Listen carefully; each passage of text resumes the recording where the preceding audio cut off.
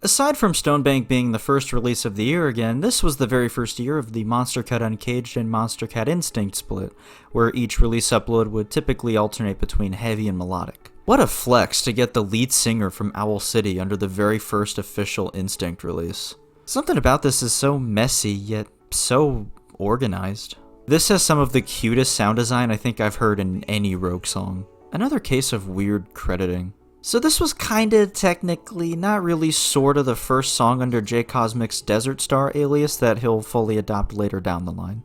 The original but more dubsteppy. The original but drum and bass. Oh yeah, Matroda. Anyone remember Matroda? Kind of a shame we never got any more original Lucas material on the label. After this we just get a few remixes that we'll touch on later in the video, and that's pretty much it. This was the Bad Computer song that got me into his music. An interesting detour for Note Taker, but not one I disliked. The original, but kind of a cool dubstep take from Phase 1 here. The drum and bass groove on this one is actually really satisfying. For some reason I never really expect to hear melodic dubstep from Wooly, but it's not like it's a foreign genre to him or anything. Also, yes, this is Wooly's Monstercat debut. Reach was a very interesting flavor for Monstercat, and for some reason this one just stood out to me more than the rest of his releases. These two are just a great combo no matter what the song is.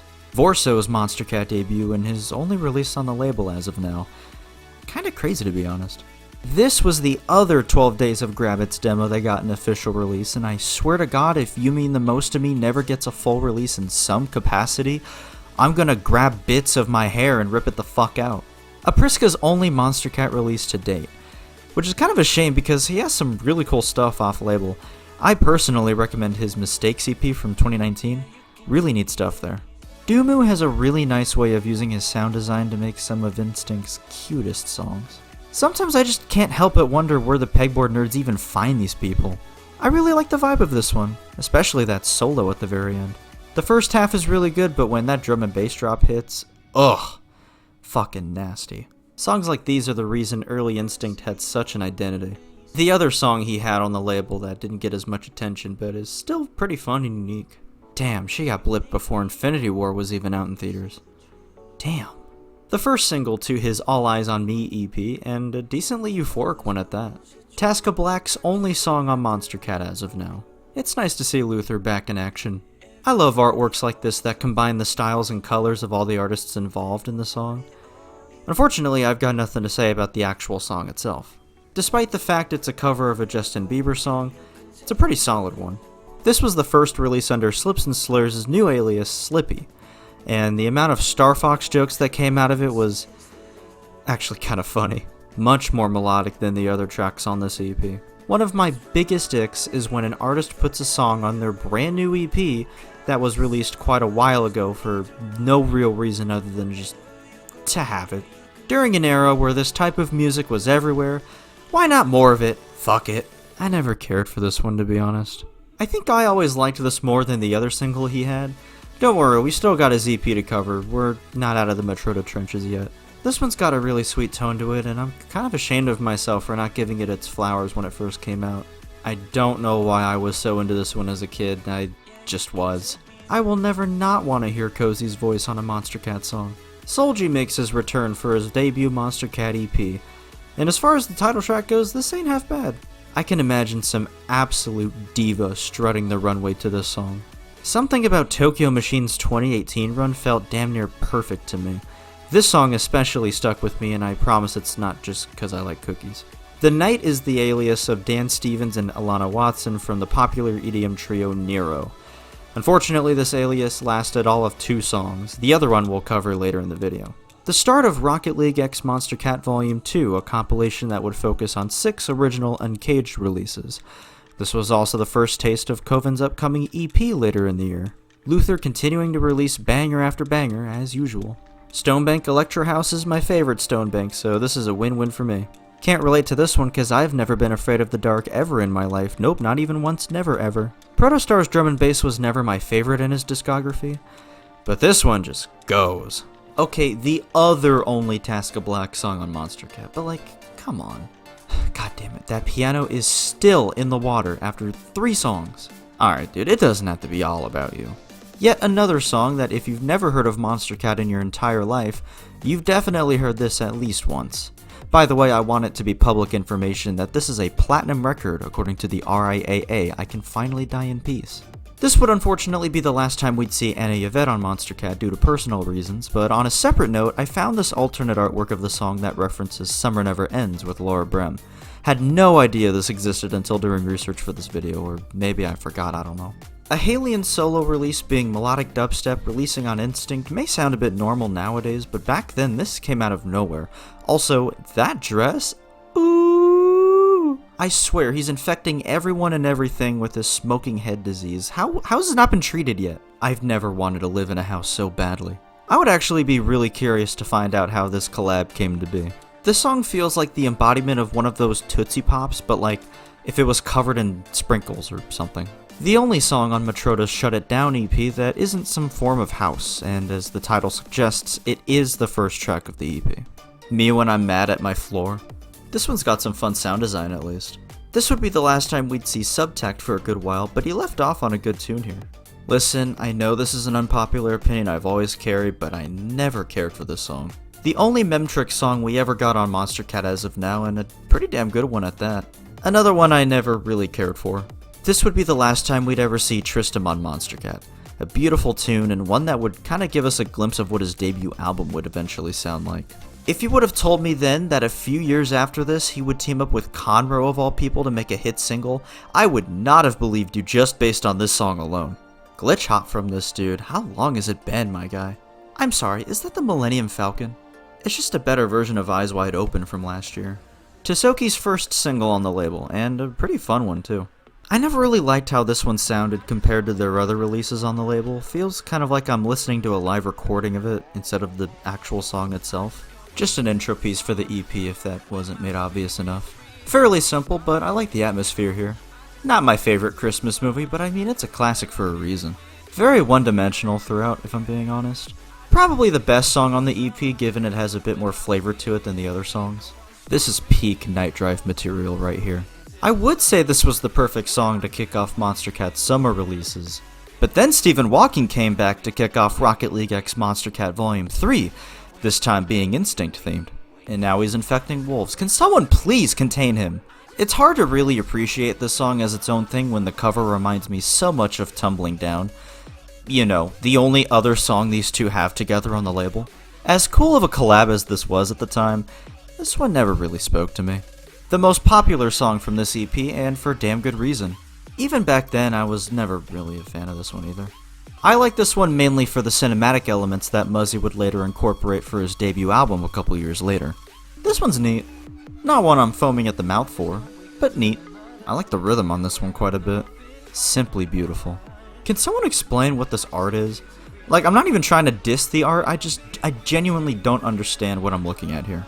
Easily Dion Timmer's biggest song to date, and although I like the song, it's not really a favorite of mine. Yes, Nitrophone, that is how time works. The debut of Iobon, and also Vin, but you'll only see him in this series whenever Iobon's involved. I would say the song died out, but no one mourns the wicked. The first time the artist logo within the square was in color. How about that? I don't know what it is, but something about this song specifically just really hits me in a way that most Coven just doesn't.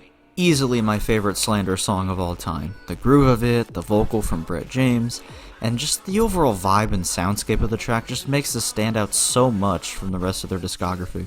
Our first real taste into the world of Dogma Resistance, complete with George H.W. Bush dialogue and everything. Hush makes his return and has never been back since. God damn it. Justin O's Monstercat debut would lead into a string of singles that would eventually form into an album released in late 2020. For those checking the time, yes, we are still in 2018. Despite how awful these lyrics are, it's such a vibe. I think the darkest song he's ever put out on the label to this very day. I mean, it's on Uncaged. This would be the last time we'd see Reach on Monstercat, and with a pretty strong send-off track as well. Out of all the watercolor arts that Bishu had for his releases back then, this one was probably my favorite. Also, I love the song regardless. Okay, I know I just mentioned the whole singles leading up to an album thing with Justin O, but for some weird reason, this is the only one that didn't make it onto the album. Why, you may ask? Surprisingly groovy. As far as these singles go, they hit the ground running. At least you got a hoodie on, that looks cold as fuck. Most significantly the debut of Half an Orange, but also Blonde Maze and, of all people, Ninja. Can you tell Game of Thrones was still a huge thing back then? It would have been funny if this was their last song on the label.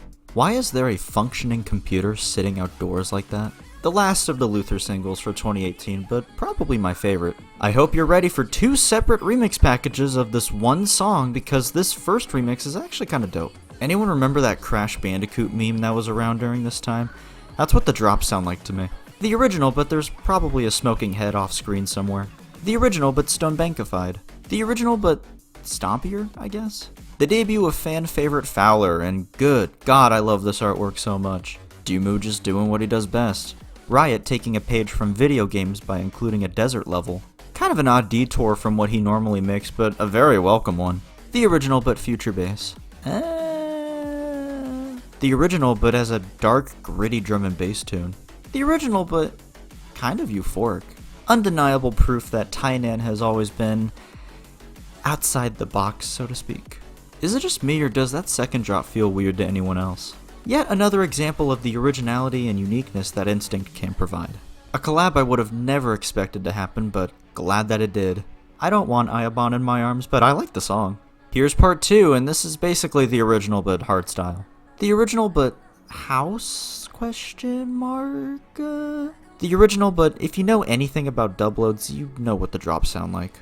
Oh, hey Francis Durrell. Francis Durrell?! Credit where credit is due. That last drop is pretty cool. Drop this, drop this, drop this, drop this, drop this! Obvious name is obvious. The bridge section on the song is probably one of my favorite things Rogue has ever produced. This kicked off a whole week full of Pegboard Nerd songs leading up to the release of their Full Hearts EP. Also, it might be a weird song on the surface, but it has an interesting origin attached to it that I recommend looking into. I just cannot trust fortune tellers, especially if they look stoned out of their fucking mind. If you remember when I first started doing ranking videos, you'll remember the amount of hatred I used to carry towards this song. That hatred has since dissipated, but I still don't like this song. The immediate key change in the second drop bugs the fuck out of me to this very day. Well, I mean, if planet Earth gets swallowed up into a black hole at some point in the near future, at least we can say we got one Knife Party song on Monstercat. My least favorite from the EP, and kind of a weak ending to this week's Nerd Week, as it were. For those that didn't know, there was a fun little community event where fans who submitted their vocals were added to the choir sections of this song. Of course, I sent my own over, and I was never told officially, but I'm pretty confident you can hear my voice in there if you listen closely enough. Do I even need to say it? Do I really need to point out the creative choices here? What a striking debut, only for them to never come back. Speaking of debuts, Kill Paris with the lead single for his upcoming Monstercat album releasing early 2019. The spelling of through always bothered me here. I mean, I know it's not technically incorrect, but it makes me feel like I'm pulling up to a McDonald's or something. Sorry to jump scare you with the stars layout, but there's no version of this that exists with the new layout, so here you go. Dirty audio. That was a compliment, not a shout out. The debut of one of Monstercat's most beloved artists, and believe it or not, I hated this when it first came out. The Monstercat debut of EDM powerhouse Crankdat, as well as holy shit fucking what the hell fuck. You know, the Penguins of Madagascar might want to consider adding a 5th member. The opening to Coven's Reality Reach EP, 50 seconds of atmospheric white noise. Basically. So there's a quote-unquote music video that they put out for the song where it's the live stream of Monstercat sending a physical copy of the EP to space. There's no real significance there, I just thought I'd bring it up in case people wanted to check it out for themselves. The release single for the EP, and kind of an earworm too. Don't ask me why, but this was like my favorite Conro song ever at the time of release. From this release onward, it becomes blatantly apparent that Fowler loves his car. Very much. The original, but if it was made in like 2014 or something. The grand return of AU5 after 2.5 years of being away from the label, and you can feel the grandiose nature of the song when you hear it. One of the most out there songs in Monstercat's catalog, but these two just pull it off so effortlessly. And this was the other single. That's it, No More the Night. Why this never got a proper release slot, I'll never understand. The start of Rocket League X Monstercat Volume 4, and to kick things off we have Boss Fight doing his best Stonebank impression. Not only the return of Laszlo, but also the first official single from his debut album, and also just a banger tune. I don't understand why 2018 me hated this song, this is dope. My favorite of their 3 collabs on the label. No, absolutely fucking not. Not as memorable compared to his other singles this year, but still a solid tune. That bitch is split in half and in space. How is it still running? The debut of Pixel Terror on Monstercat, and to be honest, I never really cared for this one as much as their later releases. The debut of Richard Caddick's more modern alias Keepsake, and I mean, it's always nice to hear more Slyleaf, I mean, come on. As much as I like the original, there's a remix later down the line that I think outshines this tenfold. So when I do get around to that remix, I'll say the following phrase with no context. Pickles and peanut butter. This title track to Cloud9's first ever Monstercat EP is a fantastic opener. A short but sweet transitional piece. I would object to this title, but it feels wrong calling him a good boy. Not only was this entire EP released on my birthday, but this was the release upload, and my god I fell in love with it for a long time. Sir, they're nuking the Arctic. This would be the last time we would see a Nevo on the label as of now, and I mean, if you're gonna go out, you might as well do it with a Laura Brem collab. I just call this one the Note Taker song, where it sounds like a normal note taker until I hear wah-ah. The album itself may have taken forever to come out, but damn it if these singles and music videos didn't have me hooked at the time. It's actually kinda crazy how huge this became. We didn't get Memba on the label for very long, but man, anything to hear more Hirobo vocals in my life. Aquatic dubstep is such an oddly specific type of dubstep that just makes sense to me for whatever reason. Reminds me a lot of his early Monstercat days in a weird way. Wobble-de-wobble-de-wob. I love that even the Martians are graced with such lovely music. Unfortunately, this would be the last time we'd see Noisestorm in terms of really anything music related at all. However, he has been hard at work with his Crab Champions game, which he is still developing to this day. There was a moment in time where David Spector on the song was one of my favorite things to sing along to. In a really weird way, this remix reminds me a lot of Gravitz's Turnaround. I think people forget this is where Wales technically debuted on Monstercat and not 2021's Souvenir. Regardless, this is definitely a Wales remix. The return of Atmospheres after nearly 5 years and meh. The debut of both Slumberjack and Machine Age on Monstercat, and damn what a debut. For whatever reason, this era of Grant was just so peak to me. Is it kinda weird that I kinda wanna go there? The original but slightly more dubsteppy? The original but trance? The original but kind of a mix of both dubstep and trance? The original but drum and bass. Also, this marks the debut of Mazar, who would go on to release with Monstercat quite frequently. The original, but it reminds me a lot of Martin Garrix for some reason. The original but Stone Bankified. His first solo release on Monstercat, and it's meh. A pretty neat way to kick off Conro's All Eyes on Me EP. Speaking of which, the title track, which comes with this interesting video.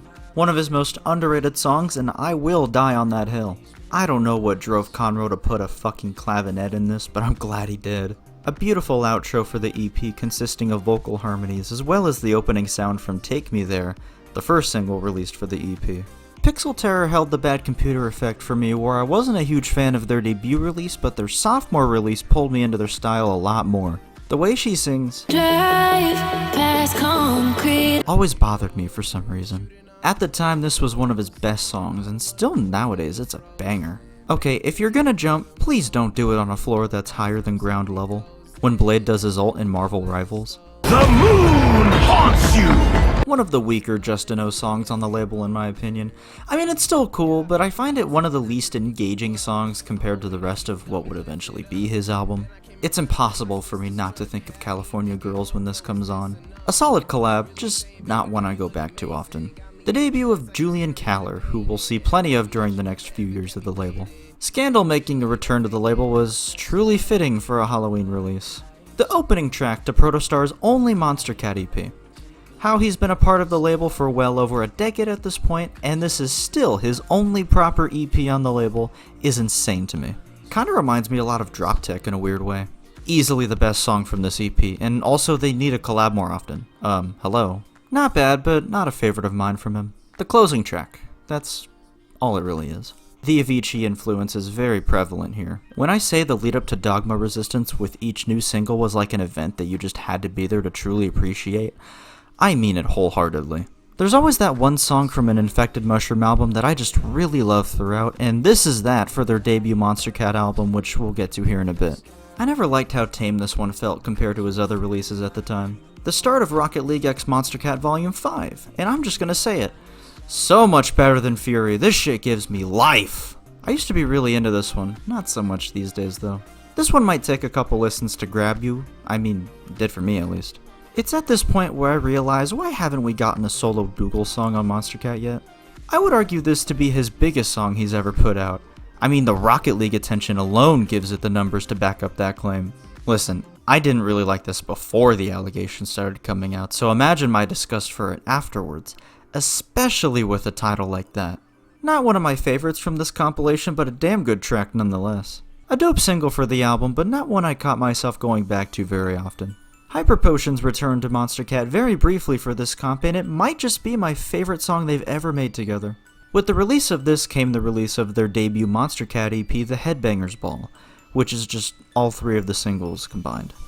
Why do y'all do this? Why do you guys do this? Weirdly enough, probably my least favorite from Rocket League X Monstercat Volume 5, and I know that's a weird thing to say given who I'm talking about right now. Not one of their strongest singles in my opinion, but Spencer Ludwig on vocals here is killing it. I can't believe the dog produces his own music. We've truly reached peak artistry on the label. Twice in a row nonetheless.